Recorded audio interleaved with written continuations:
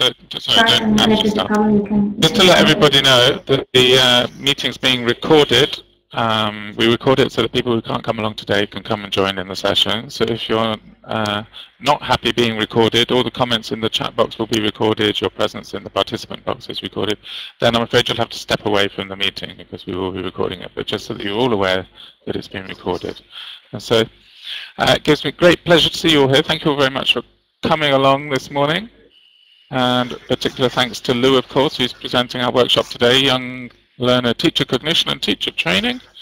And Lou has been working in ELT for over 15 years as a teacher trainer. She's a DOS, she's been a director. She might like to tell us a little bit more about that as she's starting off. She's written a book called EFL Teacher Cognition, so she is the real expert on this subject, and we're all really looking forward to what she's has to say today. She's extremely interested also in younger learner teaching and online learning too, so she's bringing that all together for us this morning. She's also an ELT consultant. She's an online tutor as well for the IH Younger Learners Certificate. She's also a member of the IATEFL Younger Learners SIG, and is obviously a conference speaker all around the world and was speaking at the IH Younger Learners Conference last Saturday in Rome.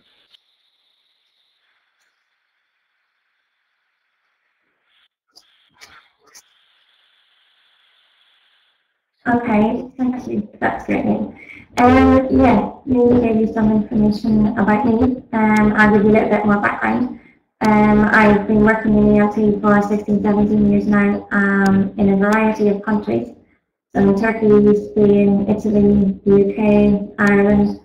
As a teacher of young learners, of adults, as a teacher trainer, also as a director of studies, and also as a director most recently of IH in IHCYLT.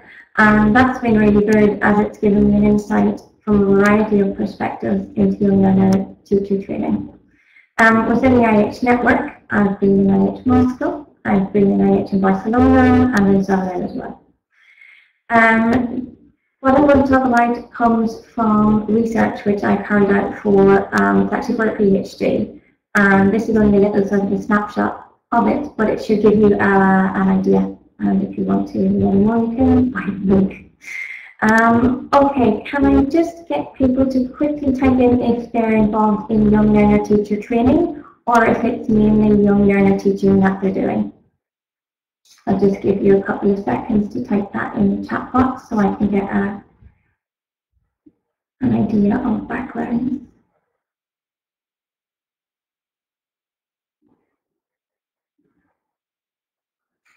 Okay. Yes, I'm having a lot of yeses, but I'm not sure if it's for the teacher training or the teaching. Okay. Where are we going with this? Okay.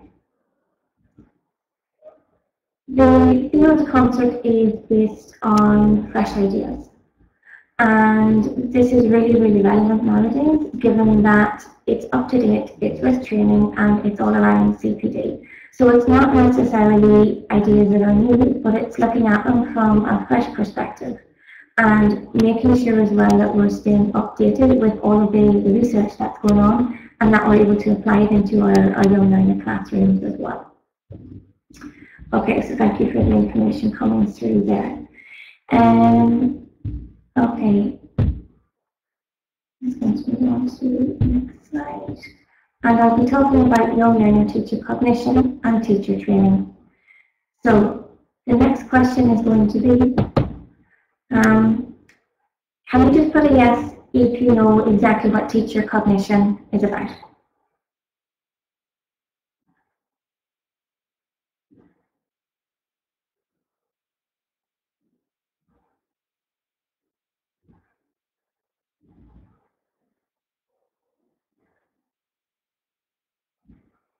Okay.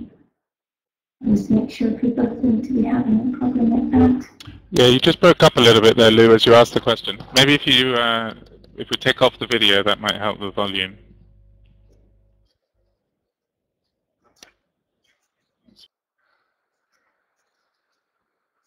Okay, I'll try it. I'll try it. Stop the webcam. Okay. Okay. So my question was just to see if people are familiar with what teacher cognition actually is. And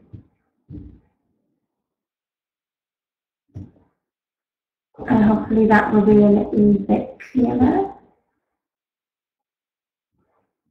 Okay, I'll move on and explain a little bit.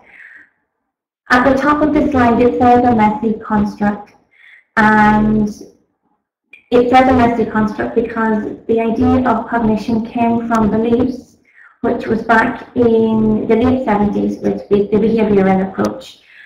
And obviously it thought that the teacher was a problem solver, and this is not just what we do.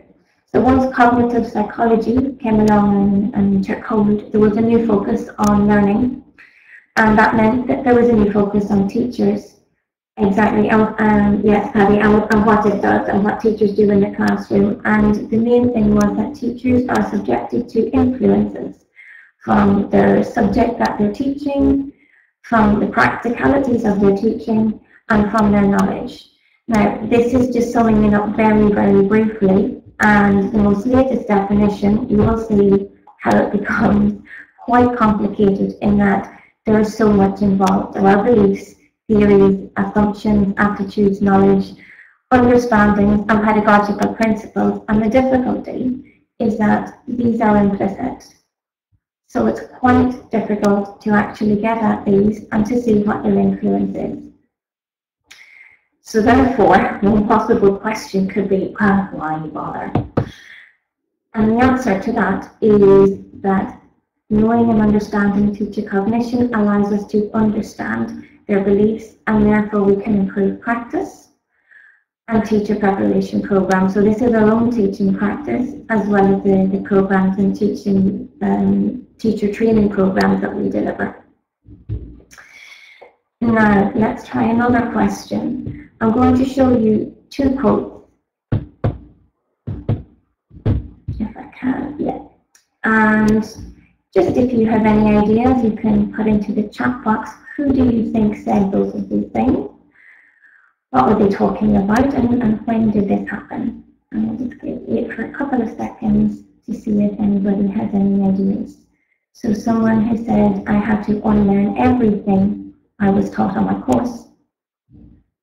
And you just need to do what they tell you on the course. Teachers, okay, that's from Paddy. Let's see if we have any other suggestions coming up.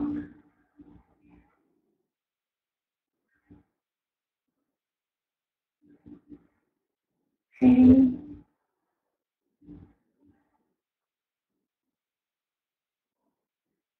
Post-initial training, okay. So some different ideas coming up from there, which are great. Okay. And I'm going to be a little mean and not tell you now, but tell you towards the end of the workshop and the presentation, so that you have something to wait around for. Okay. So we're going to move on into the theory, where I'll detail the roots of cognition. Okay.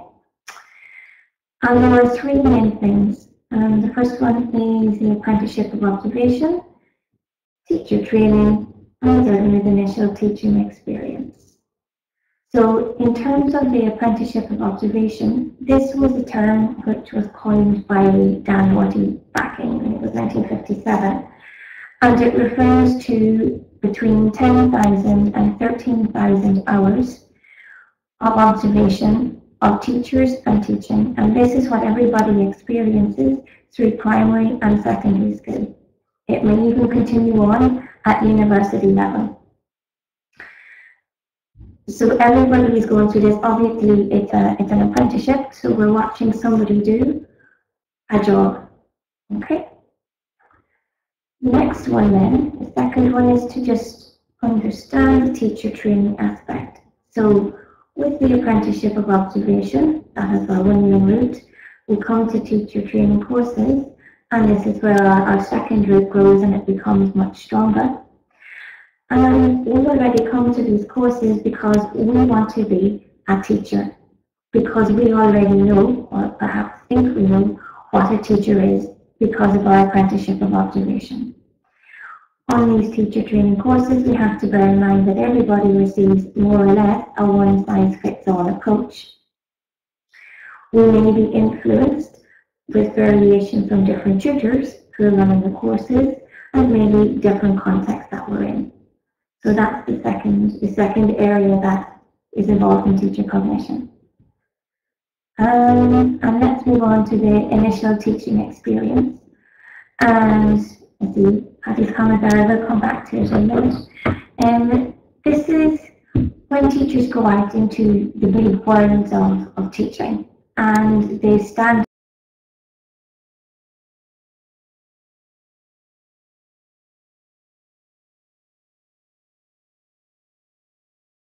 that's what a lot of our students come to see them as.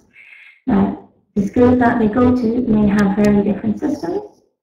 They may suddenly have to use course books when they were just using material on the teacher training courses. They're trying to fit in with colleagues. So there's an awful lot that's coming in from initial teaching experience, which is going to go back and influence the teacher cognition, which, if you think back to the definition, affects everything that they take into the classroom with them. So there are the main things that we're going to look at. In the next one, we're going to look at the difficulties that are attached to each one of these. I know Patty's saying that 10,000 is sort of standard for being proficient at anything, and that's true, but if you think of the apprenticeship of observation, all we're doing is just observing the teacher. So we're not actually learning anything about it. It's when we're supposed to be students at school. So the teacher is just there and performing, learning if you want, and all we're doing is taking that in, and it's subconscious. It's not that we're going there to learn. Okay, we're going to move on to the teacher training difficulties, and the first one I'd just like to talk about is the apprenticeship of observation. So on our courses, let's take, for example, maybe a SATA course or the unlearn course or different things like that. If it's a short 4-week course, if you think about the actual input that might be received, it could be anything from, let's say, 2 hours a day over the course of 4 weeks. We have to compare that to 13,000 hours over which we've already built in these assumptions and beliefs and knowledge, just from looking at the teacher and what we are taking from that. So as children at 6 and 7 and 8 years old, we're starting to develop our beliefs about what a good teacher is, what they do, and that's fine, but it's not actually based on any of definite concrete evidence. We don't know what the teacher's plan is. We don't know the theory behind it, and we don't know any of the aims behind it. So we're only observing on what we can see, sort of on the stage. So that's a main thing that teacher trainers come up against when we're doing this. Now, we're going to look at the teacher training part of it and the initial teaching experience together, but first from a trainee's point of view, and then from the trainer's point of view. So from the trainee's point of view, even if you think back possibly to the first course that you came to, suddenly their beliefs are called into question. They may encounter theories which will counter to the beliefs that they have, and remember that these beliefs have been built on all of these hours, which began at maybe 5 or 6 years old to 18 or 19 years old. Okay? They're expected to adopt these new theories. Now, the theories are introduced and they are talked about, and if there is time, they're possibly examined. But we have to remember that at the end of the course, there is a standard that has to be met. The trainees normally have to show that they have understood and are able to apply what we as trainers are actually showing them. So there is this expectation that it must be adopted. there is also the influence that colleagues have adopted new theories as well. So again, they're under a little bit more pressure to follow what everybody else is doing. And when they go into their initial teaching experience, they may find that depending on the school that they go to, it actually adopts a different approach to what the course was trying to teach them, or what the course was trying to get them to do. So again, this can actually be quite difficult from a trainee's point of view. If suddenly, after 18 and 19 years, they go to a course, they have to take in all of these new beliefs and try to apply them, even if they may not agree with them. They have to show this, and then perhaps they go out into a school, which again expects them to put in a different approach, or it may be a very different context. For example, if you're talking about a training course where you are in a classroom and are doing TP with 8 students, 10 students max, and then you go to a context, and I'm thinking of one of the teachers that I've come to later in the study, who went in to teach in Thailand and had to face 25 young learners in a class. So it was a very different thing, and she felt that she didn't have, she couldn't apply the approach that was taught on the course. So these are some of the difficulties just from an initial training point of view. The next thing that we need to consider is that if, which some of us are, and I've seen that coming up, if we are trainers, this is what we need to bear in mind, and this is based on different research. So a lot of teachers, whether they are training teachers or experienced teachers on a course, use the information to validate rather than re-evaluate. And this was looked at by Kagan, and he actually found that this type of thing, when the teachers seek to find something that they agree with, or to validate what they already know, this actually influenced the amount of knowledge acquired in their pre-training courses. Another example is that they survive the course without changes to beliefs. Now, this study was actually quite interesting because it was done on a 3-year degree program in TESOL. And they did a questionnaire and interviews with the trainees at the beginning of it and at the end of it. And they found that the trainees still believed at the end of it that learning a second language only meant learning a lot of grammar rules. So apart from anything in terms of what they believed themselves, this was also at odds with what the course was actually trying to get them to do. And this was not the theory which was given on the course. And they're also reluctant to adopt practices that they disagree with. If it's similar to what the tutor is saying, then they're fine with it and they'll take it on board. And if not, the result is that it just actually takes longer. So even if perhaps we're giving, as trainers, we're giving tools to teachers, they're not using them because they actually disagree with them, so there's an ongoing problem there. Or even perhaps as teachers, on other training courses, it's taken us longer to take things on board if we fundamentally disagree with it because we're not so open to it. Teach to observation, these are just 2 of the studies listed. This has been a particular thing which has come up quite a lot in terms of if you go into a class, yes, you can see what happens, but you're not there all the time. And this is why it's actually important to try and understand where people are coming from, to try and make sure that they do take the theories on board, and so they're able to put them into practice, because if not, we'll see, depending on each school, and perhaps 1 class or 2 classes of each teacher a term, but apart from that, we don't actually know what's going on. And again, it's to give them extra skills and extra tools. And I had on the Young Learning course, when we do classroom management in IHCYLT, we were working, we put smiley faces on the board, and there's more or less depending on how the young learners are managing. And this was just one example of when I went in to do an observation. I thought the board looked very nice and there was smiley faces.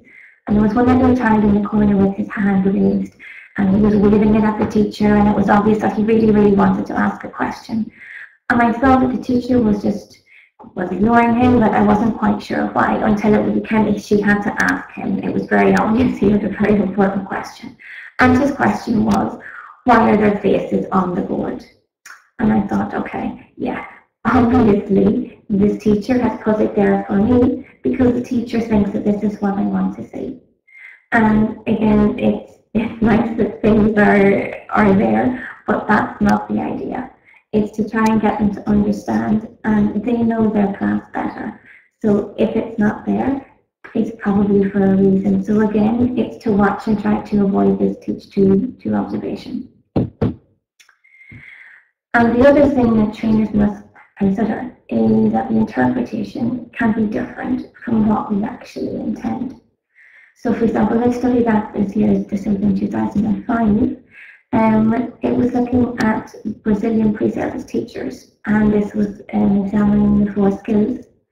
And despite the input that they received from one tutor, so it was the same input, they all responded differently and applied very differently in their skills classes which were observed. So again, it's important for us to remember that just because what we think we be given in terms of information, it's not necessarily taken up. And the extent of influence is then what all of these things we've been talking about, how it actually comes through in a young learner classroom. For example, use of L1. So it can influence when you use it, how they use it, why they use it. Aspects of planning, how long they want to spend on things, how long they link things together, the activity types that they choose, their expectations. For example, if they think, in their opinion, from what they have seen, whether it's in the classroom, outside the classroom, they can't concentrate for long, they don't like to do this type of work, and their behaviour, their ability, all of these type of things influence what we do. Understanding of learning styles. And again, this can link back, which we will see later, to their own experience of learning in general, learning an L2, whether at primary or secondary school, and what they prefer, and then understanding that this might not necessarily be what everybody else prefers as well. Simple instructions, and getting them to think about things, for example, where without a lot of experience, they can think that, well, I explained to them what I wanted them to do, but they're not doing it. I don't understand why. And again, it's just the belief that it could be coming from the teacher, as they know it in their cognition, is basically the person who will instruct them, who will do it, and the student therefore has a responsibility to do that or follow. But that's not necessarily the case, as we know. Use of materials, what they choose, how they choose to use it, and again, this may be from their own preferences, their own experience in terms of their teacher training courses, whether it's with course books or whether they're encouraged to use their own. It can also be from if they go to a school and they have to follow a particular syllabus. Subject knowledge. And this can include grammar, vocabulary, phonology, or have it where, for example, some subjects have seen where if a teacher is not very familiar, which may be the case with, let's say, grammar terms, what happens is they think that it's not necessarily important for the students to know the grammar terms, and that's what they will do. However, if they're very comfortable with grammatical terms, you'll find that they use it, whether it's passive, whether it's past, whether it's future condition, all of these types of things in the class. So a lot of it can depend on their subject knowledge. Also, if we think about how many times phonology comes up in the lesson and it's covered, but teachers, despite being experienced, might not be overly comfortable with this, and this will actually influence what they do in the class. They may introduce the different forms and phonetic symbols, but apart from that, they might not feel very comfortable, so they'll just leave it. Also, another one to consider is the role of accuracy and fluency. So again, some of the information that came up from my research was that when they remembered learning the language, they didn't like to be corrected because they felt silly. They felt maybe that the teacher was picking on them. Then they didn't want to do anything. So they felt, therefore, that it was very important for learners to be able to feel comfortable, which is true. But then, in order to do that, they didn't want to correct them or to make them feel bad. So, from that point of view, their own experience of learning in IHCYLT was very influential. So that's the main point of the theory, what's behind teacher cognition, all of the different things that have influenced it. Just talking a couple of studies so that you can see how the research has followed through, and the extent of this influence that can actually reach our young learner classrooms. All these previous findings have been based on adults. Now, when I look at this with young learners, we find that this held true, and that young learner teachers, do have cognitions in terms of teaching the young learners in their classes, and they're based around a lot of the same things. The research also uncovered quite a few tensions, and of course tensions in that they did truly believe one thing, so the underlying cognition was revealed, what they believed in, what their understanding was, what their knowledge was. However, when this was actually examined in the classroom, this didn't follow through. So there was a very different thing that was actually being done. Now, the most important part, I think, for here is to just emphasize the fact that it is not trying to say, you said you did this, but you didn't do this. That's not part of it at all. The most important part is to try to uncover where the tensions are and to go back to see how this has happened, and if there is anything, A, as teacher trainers that we can do, and B, as young learner teachers that we can actually become more aware of for our own teaching practice. Okay, I'll tell you, just set up a little bit of the background for the actual research that was carried out, and then we move on to the results. So you've got a lovely picture here of International House Holiday in Spain, okay? And it's about 50% of the school is young learners, and it covers general English, exams, it runs the young learning course as well, so there's quite a lot of support in terms of that for young learner teachers. So the young learners, it's a photograph of the actual young learners as well. They're 78 years old. Now they're bilingual Catalan and Spanish, but they may be more predominant in one language depending on what language they speak at home. The majority of them are in their second year of EFL, so they're quite used to coming to the school and studying English in our environment. And they're called our infants too, simply because the earliest in the school that the young learners start is 6 years old. The material that we were using, we were following at the time Primary Colours 2 by Cambridge University Press. And in terms of the study, this meant that the teachers were more or less at the same place. The material was more or less the same, so we were able to actually do comparisons between it. And there's a similar layout in the classes, and there's a maximum of 10 students in each class, and each class had a maximum for this study. Okay, just move on to the teachers. There were 4 young learner teachers who did actually volunteer to take part in the study. And as you can see there is a variety of ages and similar qualifications. The status were completed at different IHCYLT schools. There was IHWO and I think there's IHWO as well. And the young learner course were also completed at different IHCYLT schools. In terms of experience, there's quite a difference as well, which was important. And the other thing that was important were the languages, so in terms of how fluent or the level that we had of Catalan and Spanish. If Catalan is missing from number 1, 2, and 4, it's because they didn't have any at that stage. The interesting thing that actually came from this was that none of these things had an influence.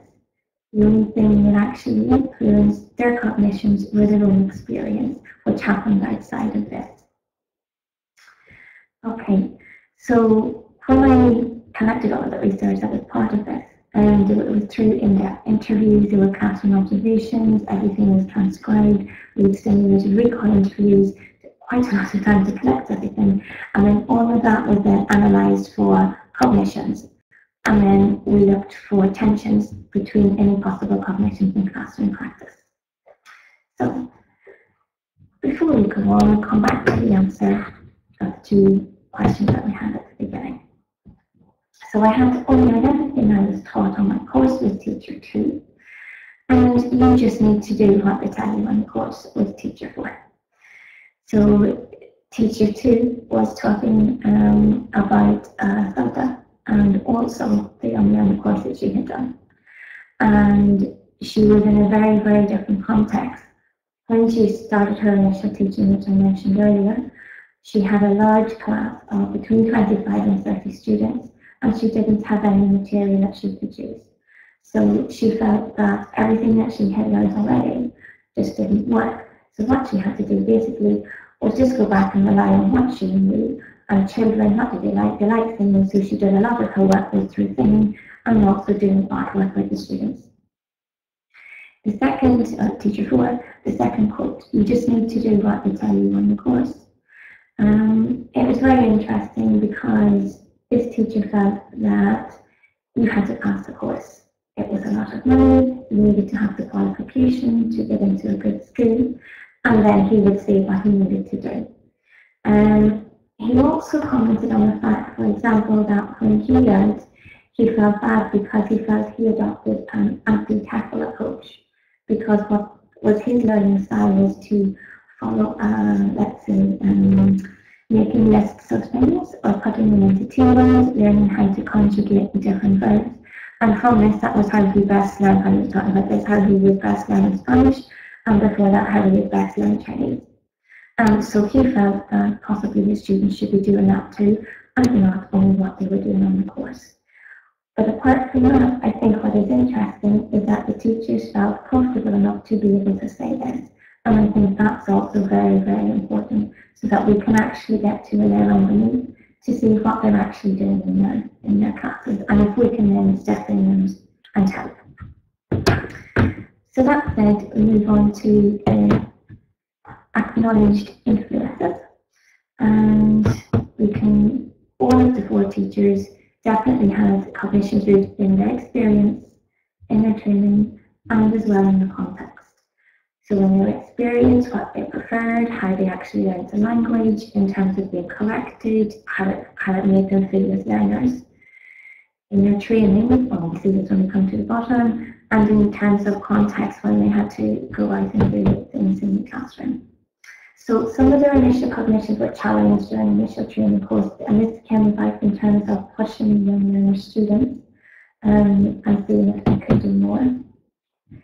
All 4 of them, apart from the ones, well, they did make comments as well, but they still found that the young learner course was being useful for the classroom situation, which I think is a positive thing to take away, that trainees or even teachers doing another course can see both positive and negative in different training courses that we do. The thing that we did take away from the training was the importance of an awareness of the different learning styles in the young learner classroom. And this is something that I'll focus in on a little bit more. So, we'll just see if you can come up with a few different ideas of, when you examine the cognitions of these young learner teachers, just a couple of ideas of what they felt very strongly about and what their cognitions were based on their beliefs and understanding of young learners and how they should be taught. So, what was important? You want to put a couple of ideas into the chat box.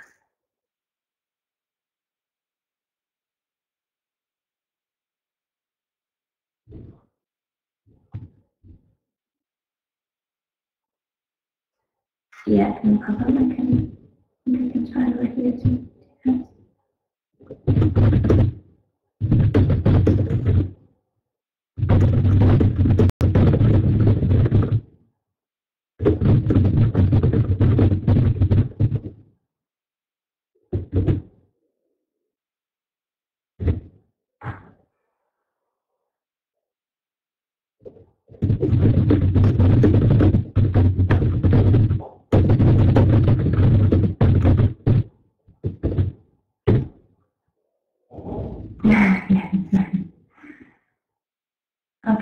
that will make it a little clearer for people. It's just to get one or two ideas so that we can see if it comes up.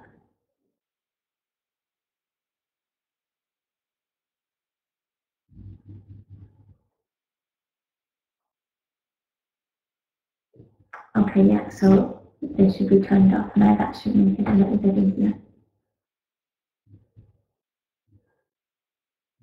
Okay, so Sandra said their concentration span. Okay. See if we've got one or two more ideas. Variation. Okay.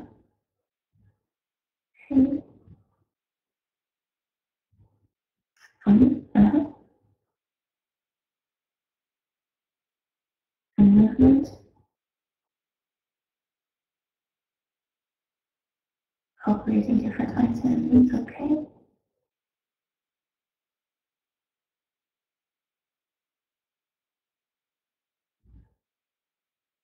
We can see. Okay, good example. Yeah. That using level conditions. Okay. What I'll do is now, I think we do good examples. I will tell you what the 8 cognitions which emerged from the study were for these teachers, and they can then compare them. So all 4 of them believe what you're saying, that repetition was hugely important because it aided retention. So it's come up before. And their idea was that, yeah, if you don't repeat it constantly, they will forget it. So the old sort of thing of the sponge, they can soak it up very, very quickly, but if you don't keep them steeped in knowledge and skills, they will actually dry up again. Okay? So they all agreed on that, and I think that's come up before. The learning styles, obviously this linked back to the influence of what I took away from the unlearn course. They all agreed that this was hugely important and it should always be considered. I'm still getting lots of other ideas there, that's great. The use of L1 in the class. And this was interesting because there was very, very different cognitions on this, but just a divide, and it linked back to their own experience.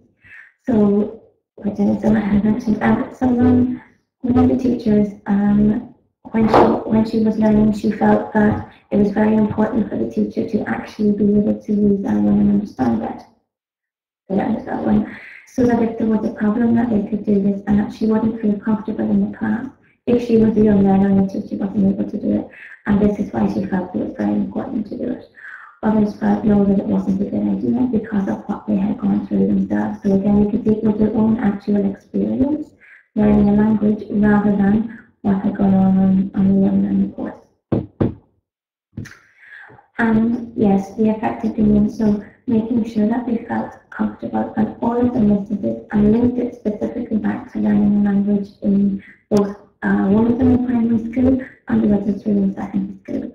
When you were able to feel insecure, when you were being corrected, when you felt comfortable with the teacher, so that we could actually produce more. So they all highlighted this one as well. Incidental learning. They disagreed with this, and 3 of them were very adamant that this was very important, and they cited examples from their own language learning experience. So they weren't talking again about what had come from the course or what they'd gone through. Whereas one of the teachers said that, young learners, it doesn't matter, and they don't really pick up things, so therefore that wasn't something that needed to be considered. All 4 went through scaffolding and the importance, linking it back to the effective domain. So not just linking it to the actual what we needed for learning the language, but coming back to how important it was that they felt safe. So looking at it from that point of view, which was slightly different. They all highlighted speaking practice over the other skills because they all felt that this was where in their classes in primary and secondary schools when they were learning language, they could focus on the other skills. So not even so much listening, but a lot of reading and writing and translation. And they felt therefore that rather than do this, they should be doing the opposite, because when they went abroad, they weren't able to speak. So that's why they felt that this was the most important thing for their young learners to do. handling and clarification. Again, there was a divide on this where they felt some thought it was very important to do this and gave examples from their own language learning experience, and the other two didn't, believing that they'll pick it up anyway, and actually giving examples from previous teaching of young learners and their own language learning as well. So, I'm just going to move here. So they were the new cognitions that came up, and rather than go through each one here, I'm just going to focus in on one and show you the results and compare it with the practical aspects in the class, which might be easier. So you have a question there. What is the easiest thing for young learners to learn in another language? Okay, some of these aren't working. Okay, yes, I don't seem to have a problem with that. See what you might come up. Okay, now the family members are relating to 2 words. I'm going to go on with this and say it was to do with, okay, we're talking about chance now that we could bring it back to vocabulary. Rather than trying to, so in terms of another language, for them to learn vocabulary, it's actually it's easier in comparison to some of the other things. So, then we took this in particular rather than going into everything for the study, what the three main vocabulary beliefs were for these young learner teachers. And just to check if, when we looked at one thing in particular, it actually related back to what their original beliefs were. And yes, remember that we said repetition? Well, when it came to studying Lexis, that the young learners needed plenty of this, so this was in keeping with what they had said. Next was that they should be introduced to Lexis in a variety of ways. Again, coming back to that to cater for the learning styles. So with 2 of them, they were still in keeping with their other beliefs. And the third one was that they should practice vocabulary in a variety of ways in order to cater for their different learning styles. So these were all in keeping with their comments on learning styles, on repetition, and as far as we kept them with their teacher cognition. So the next thing in the study was to look at each of these beliefs and go into the classroom and compare what actually happened. So first one in terms of practice versus beliefs. On the left, you can see that they had said young learners need plenty of repetition of lexical items. When we went into the classroom, they've listed 3 things. There was a big difference between within a lesson and then between lessons. So repetition within a lesson, yes, each time with each teacher, vocabulary items were introduced and they were practicing different ways, that was fine. However, because this study continued over a number of months and many observations, there was actually no repetition between lessons of the lexical items that were introduced. So that resulted in an awful lot of missed opportunities. Now again, it's not to think of sort of, well, they said that and this didn't happen, it's to think of maybe, well, why not? Maybe you need to think about, if you were aware, not how to actually exploit initial routines to incorporate previously learned vocabulary. Maybe we need to go into further awareness and teaching of mid or long-term planning and see how they can actually do this and bring it into their lessons. Because it's not, although they're introducing it in one lesson and there's plenty of work with it, there's just not sufficient exposure.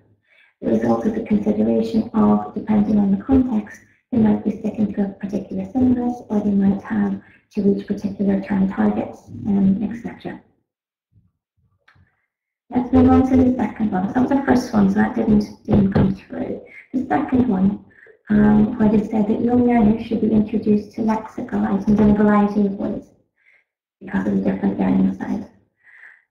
So within the classroom practice, it was very revealing. All the lexical items were introduced to young learners visually, every single time. There was no audio, there was no consent, there was no realia, and again, this took place over a couple of months, so it wasn't that it was a one-off lesson or anything like that.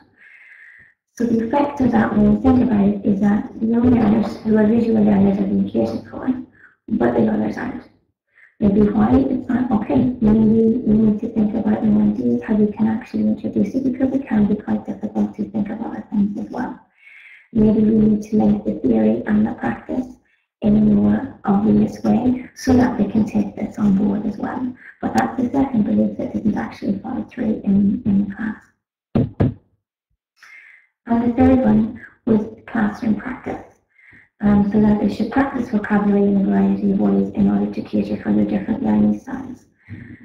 When it was planned, this was true. It happened again and again where they had visual, they had auditory, they kinesthetic, they were moving with it. There was TPR, we had reading and writing, lots and lots of variation. However, when it was unplanned, all the 4 teachers didn't matter what their belief was in terms of using their word in the classroom. All 4 of them had to actually translate. So if it was an unplanned thing, if it wasn't in a lesson plan to teach this particular lexical item and a student asked or it came up, they just translated. Now, why? Perhaps it's the easiest and quickest way, which is fine. However, the effect is that obviously missed teaching opportunity. You're not getting peer teaching opportunities. There isn't an actual consideration of the learning style. There's no development of student autonomy. So it can actually be quite a missed opportunity when you think about it in terms of that. So they were just, because again, it's just a snapshot, it's only one little example, but to see that they had very concrete beliefs which were based on their experience, yet when they were in the classroom, it was a very, very different thing. And again, it's not to say, oh, you said it, but you didn't do it. It's to think about why and what's behind it. So, what do we need to do with teacher cognition? At the beginning of your learning courses, of center courses, is very important. And also then throughout your career. So, even if you have been teaching for a while and we're doing courses, we need to think about things like this. We can also come up against, for example, if you go into a class and you think maybe it could be, let's say, a better way of doing it or something isn't working and you talk to this assembly, if they've been doing it for a while and they think it works, you're going to find it quite difficult to actually change that. So with all of this, the next thing we had to consider was the idea of expertise versus experience. We can think about it for a little minute, and then once I explain it to you, maybe you can think if you have somebody in your context that this actually applies to.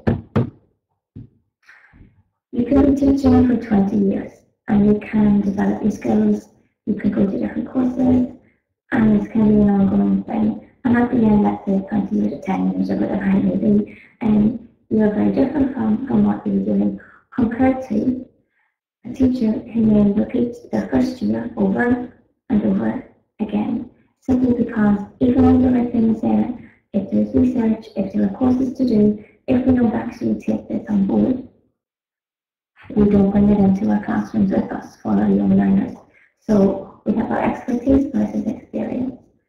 The problem then can be that if there is an absence of raising awareness about all of this, there can be no change in practice despite training courses. And these are not just for new teachers, it can also be for teachers who have been teaching for quite a while. There are actually no benefits from any proven research results.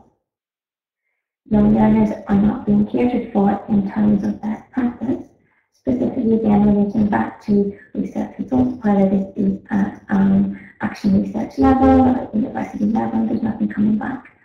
And there's also no development of reflective skills for training teachers or experienced teachers. So the main question then would be how to actually deal with teacher cognition. We said there were 2 ways in the beginning and then ongoing. In the beginning, it could be the first module on initial training courses. It could also be an induction every year at our school where we make people aware of this. We need to have more of an overt linking of approaches to cognition. so that there is a link between the theory and practice. We also need to provide trainers, tutors, IHWO teachers with detailed information. So if as trainers we're doing a course, we need to understand what is actually behind each training.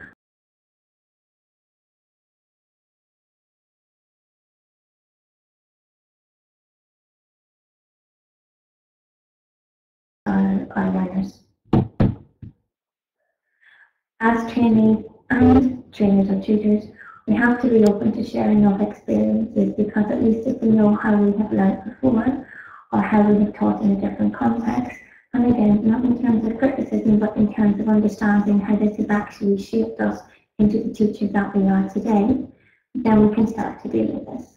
I think if everybody thinks back to when we were in primary school or secondary school, you will find that you can think of a good teacher, you can think of a teacher that you didn't like, you can think of a time perhaps when you didn't like learning something and why. So all of these things, to become more aware of them and accept them.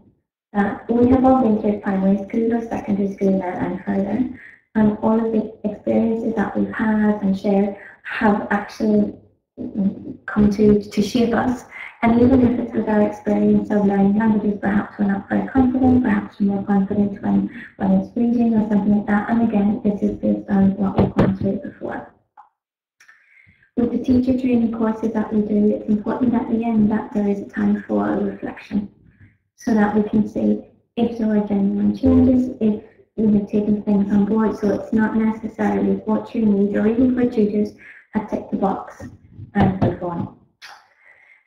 In our schools, on a continuous basis, we want to give people techniques for reflective practice.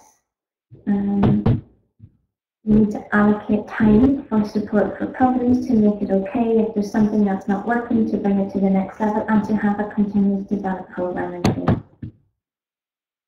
We need also to check in throughout the academic year. So to set goals for people, so that in your second year of teaching, perhaps this is what we're going to work on. In a third year of teaching, this is what we're going to work on, and continually. And it's also important for schools at the beginning to make sure that they understand where the teachers are coming from, what their experience has been, and how they're probably going to react in the classroom, and then what help we need with this. So I provide a quick summary, so maybe we have 1 or 2 minutes for a couple of questions. The awareness is hugely important of teacher cognitions, not only for teacher trainers, but also then for us as teachers in the learner classroom. In terms of teacher trainers, it will affect the trainees on the learner courses. And then for these new trainees or ongoing teachers, it will be how this affects the learner classroom practice. And the more awareness that there is, the more that we can step back from the classrooms and see if we really believe this, why do we believe it?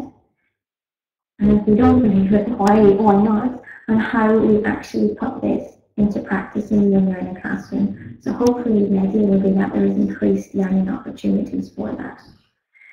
I think the most important thing is to understand that they play a hugely influential role, even though it seems very obvious and of course, we have to be very, very aware of this. So even if we have our young learner teachers who do a course, and they say, yes, I have my young learning certificate, we have to make sure that they've actually taken things on board, and it's not just a matter of tick the box and check.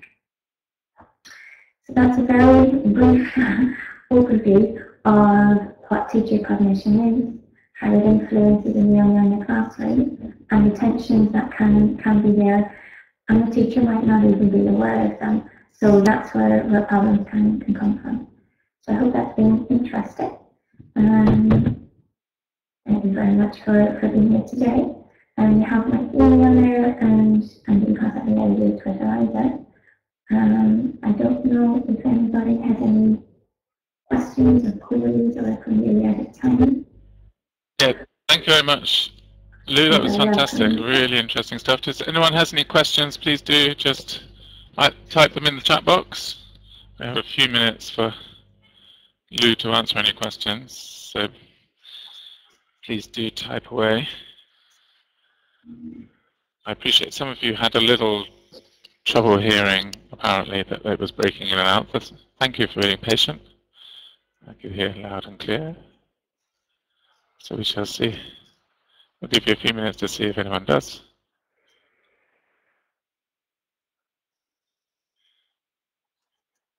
Have any questions for us?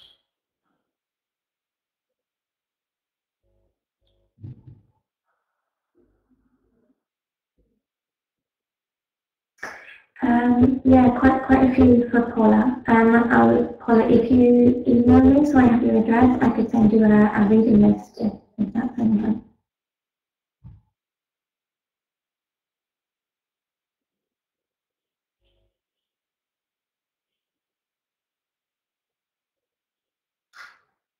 Yeah, Georgina, I think if you're teaching the list, definitely it has a really, but then the type of student may be influenced by how you think your role is.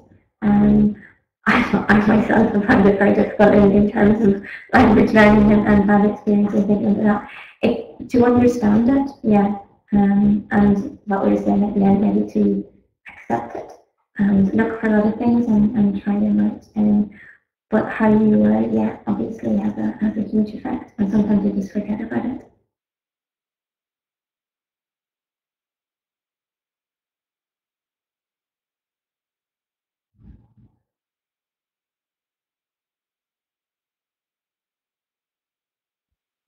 Just to let you know, while you're continuing the conversation and the questions, that I've just put a link there in the chat box where the slides to Lou's session and also all the other sessions that were held at the Younger Learner Conference last weekend are also available to those of you that work for, well, I think you all work for International Health.